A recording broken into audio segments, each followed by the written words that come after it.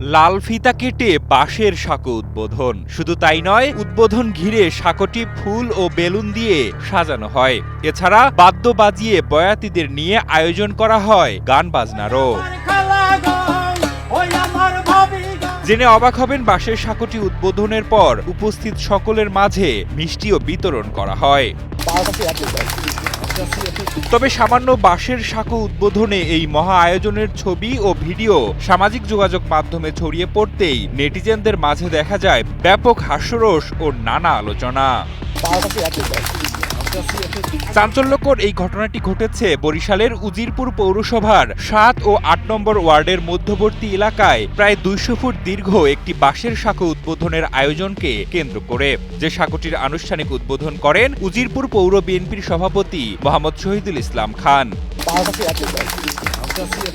Schwann properties limited তৈরি করছে নিরাপদ, স্বাচ্ছন্দ্যময় এক নতুন ঠিকানা। সোয়ান গ্রুপের একটি পণ্য। এ বিষয়ে উজিরপুর পৌর বিএনপির সভাপতি মোহাম্মদ শহীদুল ইসলাম খান জানান, সাঁকো উদ্বোধনের কোনো পূর্ব প্রস্তুতি তার ছিল না।